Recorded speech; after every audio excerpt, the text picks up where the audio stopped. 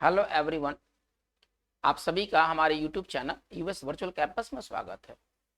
मैं उदय शंकर और आज की इस वीडियो सेशन में हम लोग बात करेंगे व्हाट्स आर इम्पोर्टेंट वॉल्यूम 1 और लेसन 4 पर। बच्चों, पिछले वीडियो सेशंस में हम लोगों ने लेसन 1, 2 और 3 के बारे में बात किया था। आज का हमारा ये जो वीडियो सेशन है ये लेसन 4 पर आधारित होगा। ये सभी जो लेसन्स हैं ये इंपॉर्टेंट वर्ड्स से भरे हुए हैं। हर एक लेसन में आपके 20 वर्ड्स आपको मिलने वाले हैं। इसमें 2-3 वर्ड को छोड़ करके बाकी के सभी शेष वर्ड जो है ना वो एग्जामिनेशन पॉइंट ऑफ व्यू से बहुत इंपॉर्टेंट है। आप चाहे रिटेन इंग्लिश की बात करें अथवा स्पोकन इंग्लिश की बात करें, एकेडमिक इंग्लिश की बात करें अथवा कॉम्पिटिटिव इंग्लिश के बारे में बात करें, वर्ड्स आर इंपॉर्टेंट, बहुत इंपॉर्टेंट बुक है। ये जैसा नाम है वैसा इसका मेरिट भी है, इसमें आप ऐसे समझिए। Words are important. जो वॉल्यूम 1 में जो वर्ड को जो इसने इंक्लूड किया गया है वो काफी जबरदस्त वर्ड्स हैं, न्यूट्रल वर्ड्स है सारे। इसमें जो वर्ड्स है ना वो कोई फॉर्मल इनफॉर्मल टाइप के वर्ड नहीं आ रहा और है अभी तो इनकी संख्या बहुत कम है। इसमें ज्यादातर जो वर्ड्स है वो न्यूट्रल वर्ड्स हैं जो आपको न्यूज़पेपर में, न्यूज चैनल्स में, अगर आप स्पोकन इंग्लिश की बात करते हैं तो उसमें, रिटेन इंग्लिश की बात करते हैं तो उसमें, हर प्रकार के इंग्लिश में ये सारे वर्ड्स आने वाले हैं, मतलब हाई फ्रीक्वेंसी के ये वर्ड्स हैं। तो चलिए आज की इस वीडियो सेशन की शुरुआत करते हैं अपने फर्स्ट वर्ड, ठीक है ना, अबहोर से। आज का हमारा जो फर्स्ट वर्ड होगा वो अबहोर होगा। चलिए देखते हैं अबहोर का क्या अर्थ है। अबहोर जो है ये वर्ब है, पहले हम ऐसे समझते हैं। पार्ट ऑफ स्पीच पहले क्लियर कर लेते हैं। पार्ट ऑफ स्पीच की जानकारी जरूरी है।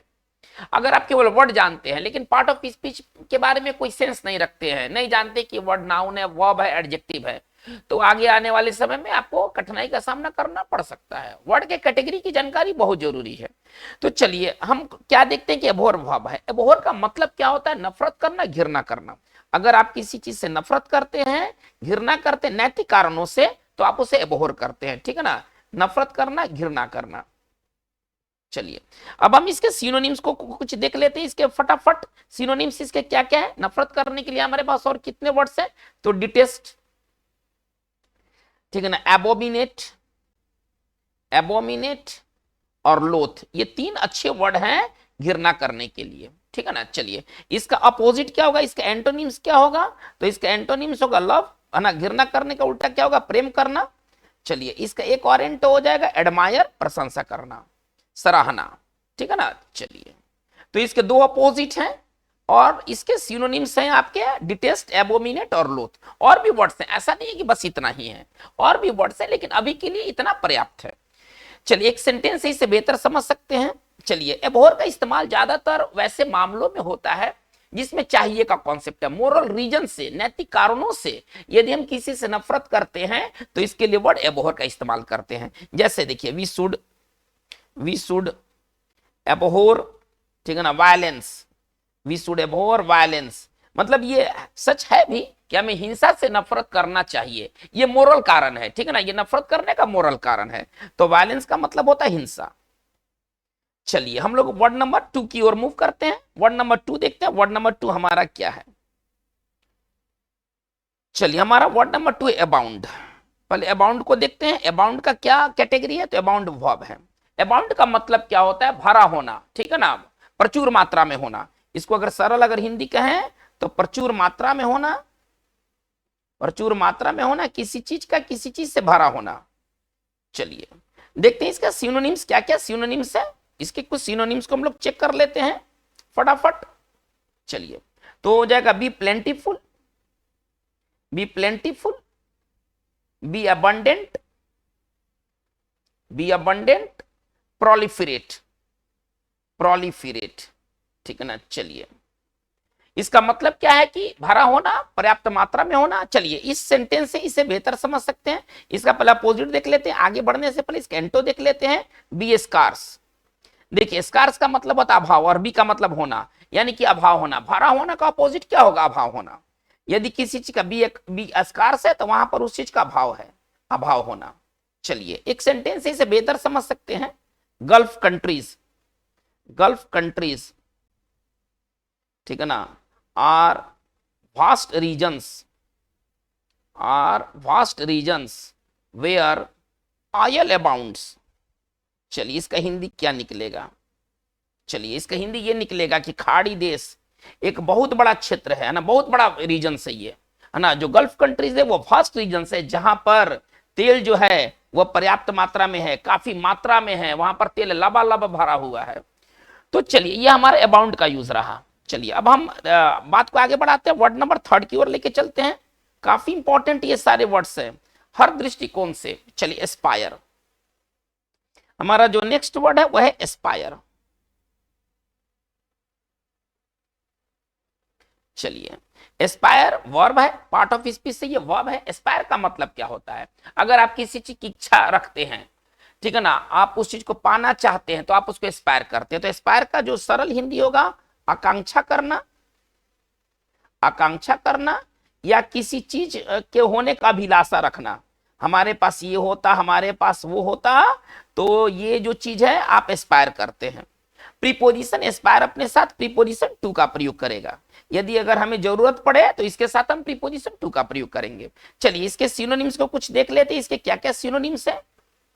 चलिए तो इसका सिनोनिम्स है डिजायर, चलिए यर्न, लॉन्ग, एम, ठीक है ना, ये सबका मतलब होता है आकांक्षा करना, अभिलाषा करना। अगर आप देखिए लॉन्ग मतलब लंबा है, तब लॉन्ग वहां पर एडजेक्टिव है, लेकिन लॉन्ग का इस्तेमाल यहाँ पर वर्ब के रूप में हुआ है। तो जब आप कोई चीज को लॉन्ग करते हैं, आप उसकी कामना करते हैं, आप उसकी अभिलाषा करते हैं, आप उसकी आकांक्षा रखते हैं। एम का भी मतलब होता है लक्ष्य रखना, उद्देश्य रखना, ठीक है ना, ये एम का अर्थ हुआ। चलिए डिजायर का अर्थ इच्छा करना और यर्न का भी अर्थ होता है इच्छा करना। चलिए इसे सेंटेंस से हम बेहतर समझ सकते हैं यर्न का, सॉरी एस्पायर के कैसे हम यूज करेंगे।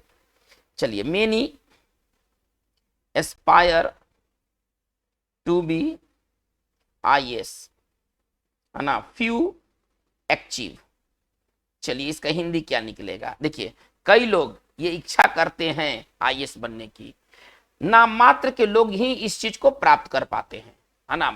इच्छा तो बहुत लोग करते हैं, ठीक है ना, कि वो IAS बने, लेकिन नाम मात्र के लोग ही इस चीज को प्राप्त करते हैं। फ्यू का मतलब होता है मुश्किल से थोड़ा, नाम मात्र, और अचीव का मतलब होता है हासिल करना, प्राप्त करना। तो बच्चों ये हमारा एस्पायर का यूज रहा। चलिए हम लोग वर्ड नंबर, अब हम लोग चलते हैं वर्ड नंबर 4 की ओर, देखते हैं वर्ड नंबर हमारा 4 क्या कहता है। चलिए वर्ड नंबर 4 है बिगाइल। वर्ड नंबर 4 है बिगाइल। बिगाइल वर्ब है। बिगाइल का मतलब क्या होता है? अगर आप किसी को बिगाइल करते हैं, आप उसको मोहित करते हैं, ठीक है ना, आप उसको आप आकर्षित करते हैं उसको, ठीक है ना, तो बिगाइल का मतलब क्या होता है? सिंपल भाषा में मोहित करना, मोहित करना, आकर्षित करना, ठीक है ना, आकर्षित करना। चलिए अब इसके क्या क्या सिनोनिम्स हैं, थोड़ा सा इसको, इसके सिनोनिम्स को देखा जाए। इसके क्या क्या सिनोनिम्स बनते हैं मोहित करने के लिए, आकर्षित करने के लिए? हमारे पास और कितने वर्ड हैं? तो चलिए entertain, entertain, fascinate, fascinate, charm, captivate, captivate, और एक बहुत टॉप क्लास का वर्ड है स्पेल बाइंड। इन सब का अर्थ होता है मोहित करना, ठीक है ना, उसका मनोरंजन करना, उसको अपनी तरफ खींच लेना। चलिए सेंटेंस से बेहतर समझ सकते हैं, इसका पहले एंटोनिम्स देख लिया जाए। तो बोर, उबा देना, इसका जो हिंदी होगा क्या होगा? उबा देना।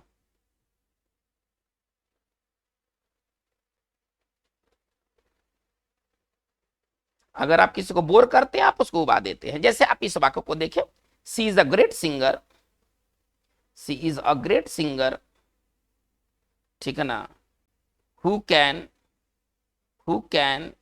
beguile the audience, and who can beguile the audience, ठीक है ना, with her mellifluous, with her mellifluous voice। चलिए इसका हिंदी क्या निकल कर आएगा, थोड़ा इसका हिंदी को देखते हैं। वो एक बहुत बड़ा सिंगर है जो कि, ठीक है ना, ऑडियंस श्रोताओं को अपने मधुर, है ना, अपने मीठी वॉइस से, अपनी मीठी आवाज से, है ना, मोहित कर सकती है, उनको खींच सकती है, उनको इंटरटेन कर सकती है। तो अगर यदि कोई आवाज, यदि मेलिफ्लुअस आवाज है, ये ना, ये ME है, यदि कोई आवाज, यदि मेलिफ्लुअस आवाज है, यानी कि वह मीठी आवाज है, वह मधुर आवाज है, तो मधुर या मीठा आवाज के सेंस में हम मेलिफ्लुअस का इस्तेमाल करते हैं। एक दूसरे सेंटेंस को देखा जाए जो इससे ज्यादा सरल होगा। चलिए हम लिख सकते हैं क्या, देखिए तो ही वाज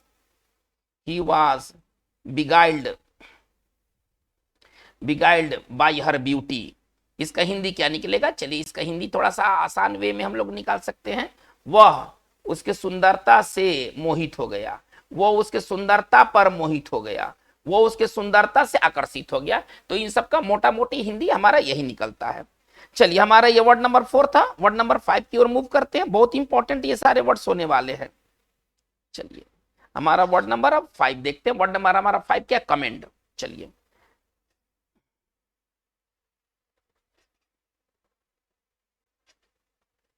अब हमारा अगला वर्ड है कमेंड। देखिए कमेंड का मतलब क्या होता है, इसको थोड़ा सा बड़ा साइज में लिखा जाए।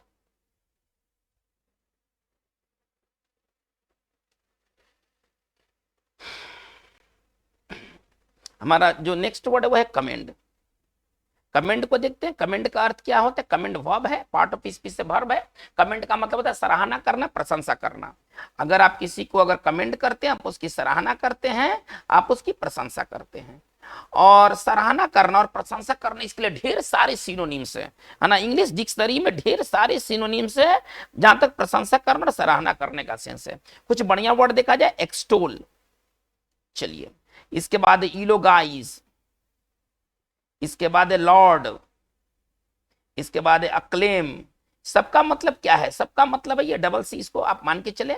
सबका मतलब क्या है, प्रशंसा करना, जय जयकार करना, सराहना करना, ठीक है ना। और कॉमन वर्ड में करें तो प्रेज। चलिए सबका हिंदी वही है। चलिए इसका अपोजिट क्या हो जाएंगे, तो इसके अपोजिट हो जाएंगे क्रिटिसाइज।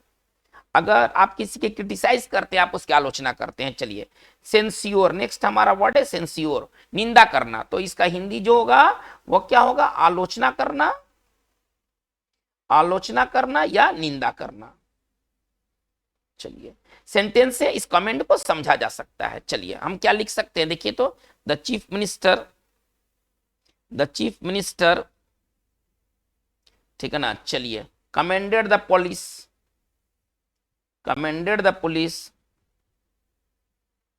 चलिए फॉर देयर ब्रेवरी। चलिए इसका हिंदी क्या निकलेगा कि मुख्यमंत्री ने पुलिस की, थोड़ा देखा जाए, उनके बहादुरी के लिए क्या की, तारीफ की। तो अगर आप किसी को कमेंट करते हैं सार्वजनिक तौर पर, आप उसकी सराहना करते हैं। यह हमारा वर्ड नंबर 5 रहा। वर्ड नंबर 6 की ओर आते हैं, तो नंबर 6 हमारा कहता है ना कंप्लाई। हमारा 6 वर्ड जो है वो है कंप्लाई। कंप्लाई क्या है, वर्ब होगा और आवश्यकता पड़ने पर यह प्रीपोजिशन विथ लेगा। देखिए प्लस देने का क्या मतलब है, प्लस देने का मतलब है कि हमारा प्रीपोजिशन फिक्स है, हम यहाँ पर कोई दूसरे प्रीपोजिशन का इस्तेमाल नहीं कर सकते हैं। ये एक तरह से आप वर्ड भी देख रहे हैं और आपका प्रीपोजिशन भी अच्छा हो रहा है ना। ये वीडियो सेशन आपके लिए कई फायदे लेकर आया है। पहले आप ऐसा समझे, केवल वर्ड पढ़ना ही पर्याप्त नहीं है, उससे जुड़ी हुई तमाम चीजों को पढ़िए। उसका यूज कहाँ होता है, कहाँ नहीं होता है, उसके साथ और कौन कौन सी ग्रामेटिकल बातें हैं, ठीक है ना, ग्रामर के कौन कौन से पॉइंट उसके साथ जुड़ा हुआ है। अब कंप्लाई का केवल अर्थ जानना ही पर्याप्त नहीं है, इसके बारे में ये भी जानना जरूरी है कि प्रीपोजिशन क्या लेता है, इसके साथ फिक्स प्रीपोजिशन क्या है। चलिए इसका अर्थ होता है पालन करना। अगर आप किसी को अगर कंप्लाई करते हैं, आप उसका पालन करते हैं। पालन करने के लिए हमारे पास और कितने वर्ड्स हैं, इसके सिनोनिम्स को देख लेते हैं। चलिए तो इसका सिनोनिम्स होगा एबाइड, एबाइड के साथ फिक्स प्रीपोजिशन बाई है। चलिए इसके बाद है कॉन्फॉर्म, कॉन्फॉर्म के साथ फिक्स प्रीपोजिशन जो है वो टू है। चलिए तो इसका अर्थ होता है पालन करना। अगर आप किसी चीज को कंप्लाई करते हैं, आप उसका पालन करते हैं। जैसे आप इस वाक्य को देखें, है ना, कोई व्यक्ति किसी को कह रहा है, ठीक है ना, comply with my order, comply with my order. इसका हिंदी क्या निकलेगा, मेरे आदेश का पालन करो, ठीक है ना। चलिए ये एक और वाक्य देखते हैं, people refused to comply with. देखिए अब कंप्लाई तो वर्ब है, प्रीपोजिशन क्या गया, विथ आ गया, कोविड प्रोटोकॉल, ठीक है ना, कोविड प्रोटोकॉल। इसका हिंदी क्या निकलेगा, लोगों ने कोविड के नियमावली जो निकाले गए थे कि आप मास्क पहनिए, इतना दूरी पर रहिए, गैदरिंग नहीं कीजिए, सैनिटाइज का यूज कीजिए, तो इन चीजों को कोविड प्रोटोकॉल कहा गया, ठीक है ना। और लोगों ने इन चीजों को मानने से, पालन करने से क्या कर इनकार कर दिया, यही ना कर रहा है लाइन क्या कर रहा है कि पीपल रिफ्यूज टू कंप्लाई, लोगों ने इनकार कर दिया, रिफ्यूज कर दिया, क्या करने से, पालन करने से। किस चीज का पालन करने से, कोविड प्रोटोकॉल का पालन करने से। चलिए इसका अपोजिट क्या हो जाएंगे, इसका अपोजिट हो जाएगा डिसओबे, नहीं मानना, है ना, अवज्ञा करना। अगर आप किसी चीज को डिसओबे करते हैं, आप उसकी अवज्ञा करते हैं। इसका एक और एंटोनिम्स क्या हो जाएगा, इग्नोर, अनदेखा करना, ठीक है ना। पालन करने का एक और अपोजिट हो जाएगा अनदेखा करना। अगर आप किसी चीज को इग्नोर करते हैं, आप उसका अनदेखा करते हैं। चलिए, तो ये कंप्लाई हमारा बहुत हाई क्वालिटी का वर्ड है। चलिए हम लोग आगे बढ़ते हैं, नंबर 7th वर्ड, तो ये है डेटा, ठीक है ना। 7th वर्ड में है डेटा। चलिए, डेटा का मतलब आंकड़ा। डेटा जो है ना, ये पार्ट ऑफ स्पीच से नाउन है और इसका मतलब होता है आंकड़ा। चलिए, इसके सिनोनिम्स को थोड़ा सा देख लेते हैं, कोई खास ये वर्ड नहीं है। चलिए, इसका सिनोनिम्स क्या क्या हो जाएगा भाई, तो फिगर्स। देखिए, फिगर्स मतलब आंकड़ा, एस होना चाहिए। चलिए, स्टैटिस्टिक्स, सॉरी, ठीक है ना, स्टैटिस्टिक्स। चलिए, और इसका भी अर्थ है आंकड़ा। चलिए, हम लोग वर्ड नंबर 8 की ओर मूव करते हैं, देखते हैं कि वर्ड नंबर 8 क्या कर रहा है। बहुत ये सारे इंपॉर्टेंट वर्ड है। देखिए, हमारा अगला वर्ड है डिसाइसिव। हमारा जो नेक्स्ट वर्ड है वो है डिसाइसिव। चलिए, यदि कोई चीज डिसाइसिव है तो ये समझिए कि वो अति महत्वपूर्ण है, काफी इंपॉर्टेंट है। डिसाइसिव का मतलब होता है अति महत्वपूर्ण, काफी, है ना। चलिए, काफी महत्वपूर्ण, अति महत्वपूर्ण। डिसाइसिव मतलब निर्णायक, छोटा हिंदी कहें तो निर्णायक। चलिए, या अति महत्वपूर्ण, या अति महत्वपूर्ण। चलिए, इसके सिनोनिम्स को कुछ देख लिया जाए, कुछ बेहतर सिनोनिम्स है इसके लिए। पहले सिनोनिम्स के पहले बारे में बात करते हैं। चलिए, इसका सिनोनिम्स क्या होगा भाई, क्रूसल। ये टॉप क्लास का ये वर्ड है, क्रूसल जो नहीं, ये टॉप क्लास का ये वर्ड है। क्रूसल का अर्थ होता है बेहद महत्वपूर्ण, है ना, पाइवोटल।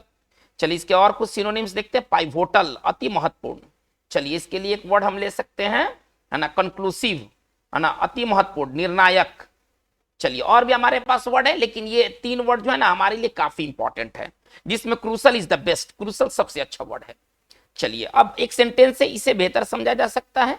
इसका अपोजिट पहले देख लेते हैं। इसका अपोजिट क्या होगा, इनसिग्निफिकेंट।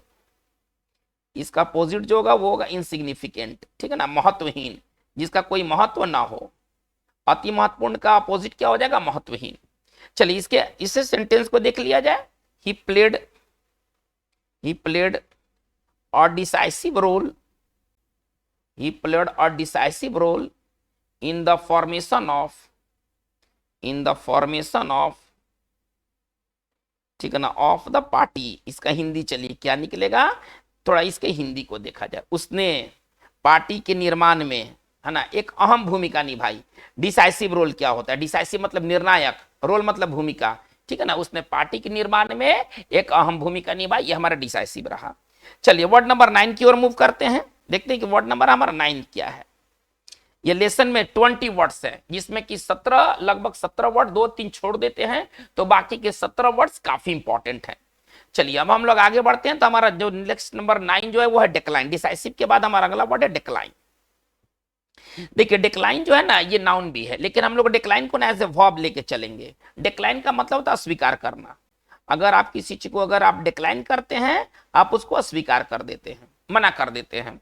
चलिए, इसके सिनोनिम्स को देखते हैं। इसका सिनोनिम्स क्या है, चलिए, इसका सिनोनिम्स हो जाएगा टर्न डाउन। अगर आप कोई चीज को इनकार कर देते हैं, आप उसको टर्न डाउन करते हैं। नहीं तो एक और हमारे पास फ्रेजल वर्ब है, ब्रश असाइड, मतलब अस्वीकार कर देना। चलिए, इसे सेंटेंस देखते हैं। he declined the offer, इसका हिंदी क्या निकलेगा, इसका हिंदी निकलेगा कि उसने ऑफर को ठुकरा दिया, उसने ऑफर को अस्वीकार कर दिया। चलिए, इसके अपोजिट क्या होंगे भाई, इसका अपोजिट को देख लेते। इसका एंटो क्या होगा, तो इसका एंटो होगा टू एक्सेप्ट, स्वीकार करना। अगर आप किसी चीज को एक्सेप्ट करते हैं, आप उसको स्वीकार करते हैं। देखिए, बहुत सारे ऐसे सेल फोन में व्यवस्था है कि जब कॉल आता है ना तो उसमें एक ऑप्शन देता है, ठीक है ना, एक्सेप्ट का और डिक्लाइन का। आप क्या चुनते हैं, अगर आपको कॉल उठाना है तो आप एक्सेप्ट को आप पुश करते हैं, और अगर आपको अगर स्वीकार करना है, फोन को कट करना है, तो फिर आप डिक्लाइन को आप योग्य करते हैं। तो उसमें आप ऑप्शन मिलेगा ना, एक्सेप्ट और डिक्लाइन। तो आपस में दोनों एंटोनिम्स है। अगर आप डिक्लाइन करते हैं, आप उसको स्वीकार करते हैं, और एक्सेप्ट करते हैं तो आप उसको उठा लेते हैं। तो चलिए, ये हमारा एक्सेप्ट, डिक्लाइन का अपोजिट रहा एक्सेप्ट। अगर आप कुछ को एक्सेप्ट करते हैं, आप उसको स्वीकार कर लेते हैं। चलिए ये हमारा वर्ड नंबर जो था वो 9 था। वर्ड नंबर 10 की ओर मूव करते, इन्वायरमेंट। हमारा वर्ड नंबर जो 10 है वो है इन्वायरमेंट, वो है इन्वायरमेंट। इन्वायरमेंट का मतलब क्या होता है, अगर पार्ट ऑफ स्पीच से पहले नाउन देख लेता हूं। ये पार्ट ऑफ स्पीच में क्या है भाई, ये नाउन है। पार्ट ऑफ स्पीच से ये नाउन है और इसका हिंदी होता है वातावरण, ठीक है ना। हमारा जो नेचुरल वर्ल्ड है वही हमारा वातावरण है। इसका सिनोनिम्स कुछ खास नहीं है। The natural world, the natural world, या हम लिख सकते हैं द बायोस्फीयर, द बायोस्फीयर। और इसका हिंदी जो होगा वातावरण। जैसे सेंटेंसी से बेहतर समझा जा सकता है, द इन्वायरमेंट, द इन्वायरमेंट, ठीक है ना, इज गेटिंग, ठीक है ना, hotter and hotter, hotter and hotter. इसका हिंदी क्या निकलेगा कि जो वातावरण है ना, वो गर्म और गर्म होते जा रहा है। तो ये हमारा इन्वायरमेंट का ये अर्थ रहा है ना, जिसका मतलब होता है वातावरण। चलिए हम लोग 11th वर्ड की ओर मूव करते हैं। बहुत अच्छा वर्ड है, तो वो वर्ड है एक्सटिंक्ट। वो वर्ड एक्सटिंक्ट, देखिए यदि कोई चीज यदि एक्सटिंक्ट है, यानी कि वो चीज पहले था, जैसे कोई जानवर, कोई पेड़ पौधे जो पहले था लेकिन आज के समय में वो नहीं है, मतलब वो विलुप्त हो चुका है। तो एक्सटिंक्ट पार्ट ऑफ स्पीच से एडजेक्टिव है, पहले आप इसको ये समझें। और इसका हिंदी होता है विलुप्त या गायब। विलुप्त नहीं समझ में आता है तो आप गायब समझिए। चलिए इसके सिनोनिम्स को हम लोग देखते हैं, इसका सिनोनिम्स क्या क्या है भाई। चलिए एक्सटिंक्ट का सिनोनिम्स है, ठीक है ना। चलिए डिसअपीयर्ड, इसका सिनोनिम्स क्या हो जाएगा, डिसअपीयर्ड, वैनिस्ड, वैनिस्ड, लॉस्ट, ठीक है ना। इसका सबका हिंदी होगा गायब, ठीक है। चलिए इसका अपोजिट क्या होगा, बहुत अच्छा वर्ड है अपोजिट इसका ना, बहुत टॉप क्लास का वर्ड एक्सटांट। देखिए एक्सटिंक्ट, यदि कोई चीज यदि एक्सटिंक्ट है तो वो चीज गायब हो चुका है। और यदि कोई चीज अगर एक्सटांट है तो वो चीज आज है, मौजूद है। हालांकि वो चीज काफी पुराना है, गायब हो जाना चाहिए था, लेकिन अभी भी वो जीवित है, अभी भी वो मौजूद है। तो इसका एक्सटांट का हिंदी तब क्या हो जाएगा, मौजूद या जीवित, यानी कि आज भी वो चीज है, गायब नहीं हुआ है। जैसे एक सेंटेंस इसे समझते हैं, dodo, dodo is an extinct bird, dodo is an extinct bird. इसका हिंदी चलिए क्या निकलेगा, डोडो एक विलुप्त पक्षी है, ठीक है ना। डोडो पहले काफी मात्रा में, काफी संख्या में हुआ करता था, लेकिन आज के समय में ये पूरे दुनिया में एक विलुप्त पक्षी के कैटेगरी में रखा गया है। चलिए आप एक दूसरे सेंटेंस को देखते हैं, in some countries, in some countries tigers are, ठीक है ना, टाइगर्स आर, है ना, on the brink of, on the brink of extinction. चलिए एक्सटिंक्ट का नाउन बना दिया गया एक्सटिंक्शन। चलिए ऑन द ब्रिंक का मतलब क्या होता है ना, के मुहाने पर। यदि कोई चीज यदि ऑन द ब्रिंक है तो के मुहाने पर है ना, के कगार पर है, के मुहाने पर या के कगार पर, एक ही चीज है। चलिए इसका हिंदी क्या निकलेगा कि कुछ देशों में बाघ विलुप्त के कगार पर है ना, विलुप्त हुआ नहीं है लेकिन कभी भी विलुप्त वो हो सकता है। तो ये हमारा एक्सटिंक्ट का यूज रहा। चलिए हम लोग आगे बढ़ते, फैबुलस नंबर 12, वर्ड नंबर 12। हमारा जो नेक्स्ट वर्ड है वो है फैबुलस। चलिए फैबुलस का क्या अर्थ है, थोड़ा सा इसको देखा जाए। चलिए फैबुलस के दो अर्थ हैं, आप इसको ऐसे समझिए। एक फैबुलस का मतलब है बहुत ज्यादा, यदि कोई चीज बहुत ज्यादा है तो वह फैबुलस है। तो इसका सिनोनिम्स क्या हो जाएगा, थोड़ा इसके सिनोनिम्स को थोड़ा सा देख लेते हैं। चलिए इसका सिनोनिम्स होगा ट्रिमेंडस, ट्रिमेंडस, या लिख सकते हैं वेरी ग्रेट, है ना। कोई चीज बहुत ज्यादा है तो ट्रिमेंडस है या वेरी ग्रेट है। चलिए और फैबुलस का दूसरा जो अर्थ है उसका मतलब है शानदार, बहुत अच्छा, है ना। दूसरा मतलब इसका है शानदार, बहुत अच्छा। तो हम इसको लिख सकते हैं, है ना, स्टुपेंडस। इसका अगर सिनोनिम्स के बारे में अगर बात करते हैं, सॉरी, यदि इसके सिनोनिम्स के बारे में बात करते हैं तो इसका सिनोनिम्स क्या हो जाएगा, स्टुपेंडस, स्टुपेंडस शानदार, या एक्सीलेंट, या एक्सीलेंट।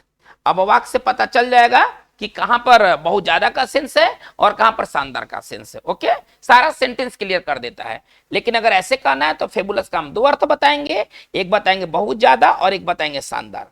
हम लिख सकते हैं क्या, देखिए तो, ही हैज फेबुलस वेल्थ, चलिए अब यहां से क्या अर्थ निकलेगा भाई कि उसके पास बहुत ज्यादा धन है, उसके पास बहुत ज्यादा धन है। लेकिन क्या लिख सकते हैं, चलिए इस अर्थ के लिए थोड़ा सा देखते हैं, है ना। ही हैज, चलिए ही इज हम लिख सकते हैं क्या, he is the fabulous cook, he is a fabulous cook. इसका हिंदी क्या निकलेगा, कुक मतलब रसोईया, जो खाना बनाता है। वो एक शानदार रसोईया, बहुत बढ़िया खाना बनाता है, वो बहुत बढ़िया खाना बनाता है, ठीक है ना। रसोईया आप ऐसे समझे, माना कुक का मतलब रसोईया, तो फैबुलस कुक है, बहुत बड़ा रसोईया है। चलिए इसका अपोजिट क्या हो जाएंगे, चलिए इसके दो अपोजिट हो जाएंगे। यदि आपको बहुत ज्यादा कहना है तो उस सेंस में अपोजिट क्या हो जाएगा, टीनी, बहुत थोड़ा, बहुत कम। टीनी का मतलब बहुत कम, बहुत छोटा। चलिए और जब आपको शानदार कहना है उस सेंस में इसका क्या एंट होगा, ऑर्डिनरी। शानदार के सेंस में इसका क्या एंट होगा, ऑर्डिनरी, साधारण। यदि कोई चीज अगर ऑर्डिनरी है तो वो चीज साधारण है। तो बच्चों ये बहुत इंपॉर्टेंट वर्ड्स है, ठीक है ना। अब हम आगे की ओर बढ़ते हैं, ये हमारा वर्ड नंबर 12 था। वर्ड नंबर 13 की ओर देखते हैं, फ्यूटाइल। हमारा वर्ड नंबर जो 13 है वो है फ्यूटाइल। बहुत अच्छा वर्ड है फ्यूटाइल, बहुत ढंग का वर्ड है। देखिए फ्यूटाइल का मतलब क्या होता है, बेकार, निरर्थक, जिसका कोई सार्थकता नहीं निकला, ठीक है ना। चलिए फ्यूटाइल एडजेक्टिव है।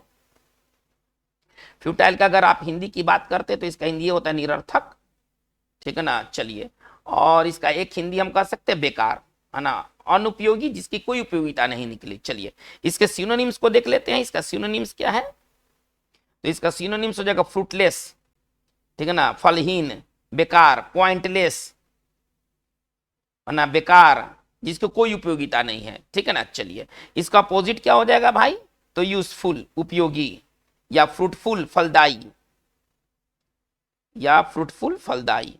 चलिए इसको हम ऐसे समझ सकते हैं, फलदायी या उपयोगी।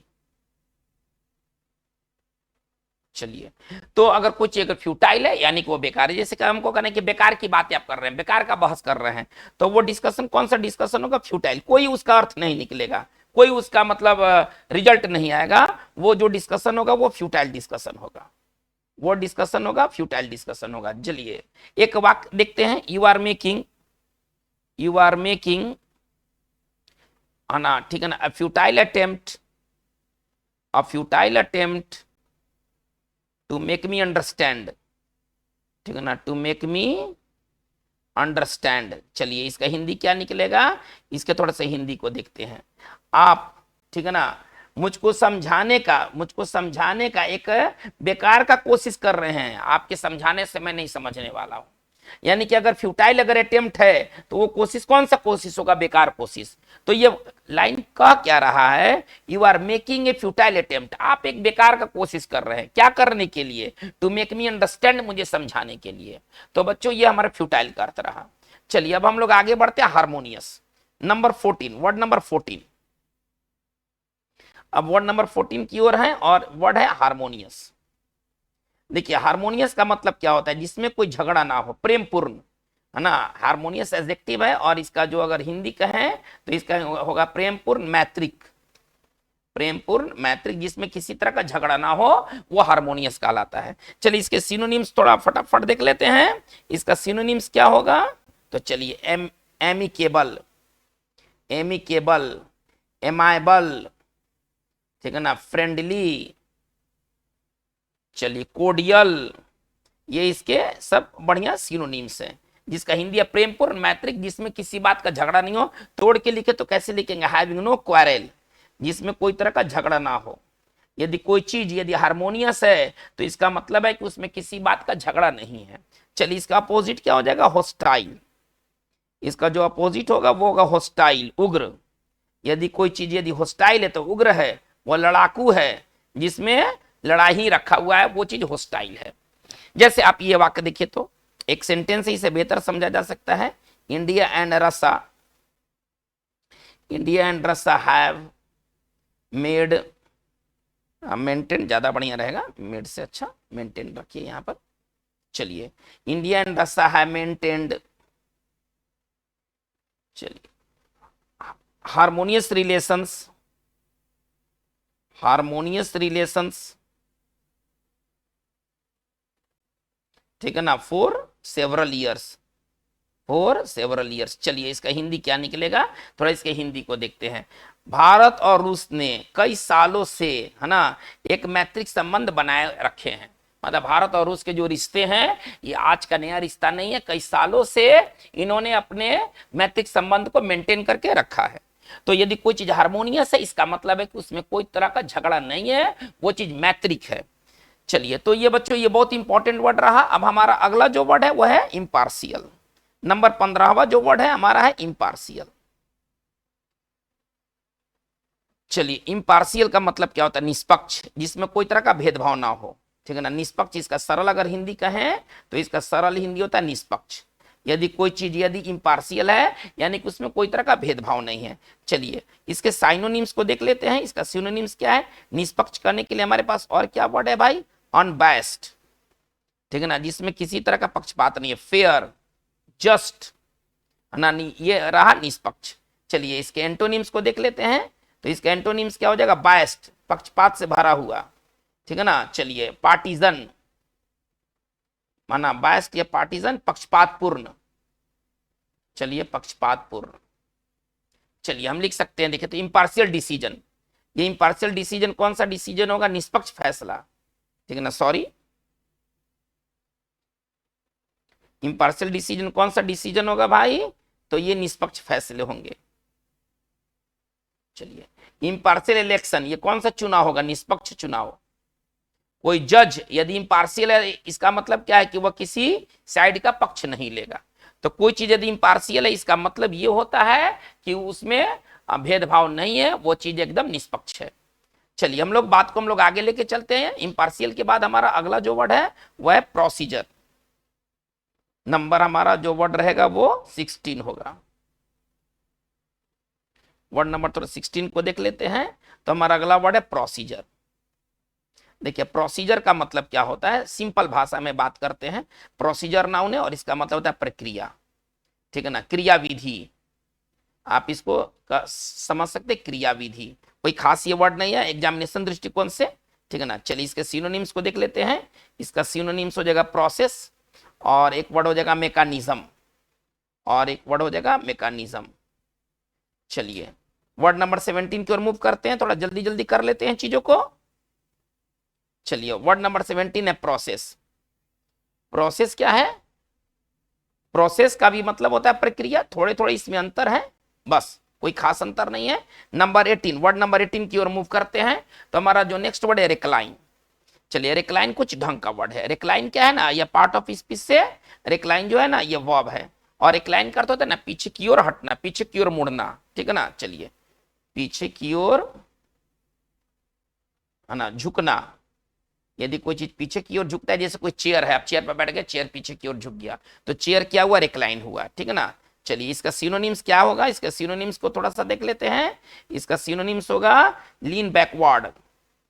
इसका सिनोनिम्स होगा लीन बैकवर्ड, ठीक है ना, पीछे की ओर झुकना। जैसे कि हम लिख सकते, कोई पूछ रहा है ना कि क्या वो कुर्सी पीछे की ओर झुकता है, तो कैसे वो पूछेगा, डज दैट चेयर, है ना, reclines, sorry, does that chair recline, क्या वो चेयर पीछे की ओर झुकता है। चलिए अब हम आते हैं वर्ड नंबर 19। अब हमारा जो है वर्ड नंबर वो है 19। 19 में है सबमैरिन। हमारा अगला वर्ड है सबमैरिन। सबमैरिन एडजेक्टिव है और इसका मतलब होता है समुद्र के नीचे। यदि कोई चीज सबमैरिन है तो वो चीज समुद्र के नीचे है। समुद्र के नीचे की चीजों को सबमैरिन कहते हैं, ठीक है ना। चलिए इसका सिनोनिम्स आप लिख सकते हैं बहुत इजी वे में। इसका सिनोनिम्स क्या होगा भाई, अंडर सी, है ना, इसका सिनोनिम्स होगा अंडर सी। चलिए अब हम आते हैं सबटेरेनियन। हमारा जो 20वां वर्ड है वो है सबटेरेनियन। चलिए हमारा अगला वर्ड है सबटेरेनियन। देखिए सबटेरेनियन का मतलब क्या होता है, जमीन के नीचे, अंडरग्राउंड, भूमिगत। आप इसको ऐसे समझे, भूमिगत। और इसके जो सिनोनिम्स क्या होंगे, तो इसका सिनोनिम्स होगा अंडरग्राउंड। इसका जो सिनोनिम्स होगा वो होगा अंडरग्राउंड। चलिए जैसे कि हम लिख सकते हैं, देखिए तो the fugitive, the fugitive escaped through, escaped through, ठीक है ना, सबटेरेनियन रूट। सबटीरेनियन रूट, इसका हिंदी क्या निकलेगा देखिए तो, जो भगोड़ा था, फ्यूजिटिव का मतलब ये, इसको आप एफ पढ़िए, फ्यूजिटिव का मतलब क्या हुआ, भगोड़ा। जो भगोड़ा था वो भूमिगत मार्ग से बचकर निकल गया, एस्केप मतलब होता है बचकर निकल जाना, बचकर निकल जाना। तो बच्चों आज का हमारा ये लेसन 4 में बात इतना ही रहा। ये सभी के सभी इंपॉर्टेंट वर्ड्स है, यदि 2-3 इसमें वर्ड्स को छोड़ दिया जाए तो लगभग इसमें 16 से 17 वर्ड्स काफी इंपॉर्टेंट वर्ड्स हैं। वो हर प्रकार के इंग्लिश में वो आने वाले वर्ड्स हैं, आप उनको जरूर पढ़ें और इनको आप एक सीक्वेंस में पढ़ें, जैसे लेसन 1, लेसन 2, लेसन 3, लेसन 4, और इसी तरह से लेसन आगे की ओर मूव करता चला जाएगा। हम लोग पूरे लेसन 18 को करके ही और इस पर हम लोग फिर हम इसके टेस्ट वगैरह के बारे में बात करेंगे। तो चलिए आज की बात हमारा इतना ही। आपको ये वीडियो कैसा लगा, आप इसके बारे में अपने विचार को जरूर कमेंट बॉक्स में दें, ताकि इस वीडियो को और आगे इंप्रूव किया जा सके। अगर आप नए हैं और आपने चैनल को सब्सक्राइब नहीं किया तो काइंडली आप इस चैनल को आप सब्सक्राइब कर ले। आगे आने वाले दिनों में आपको और भी इंटरेस्टिंग वीडियोस मिलेंगे। Thank you very much.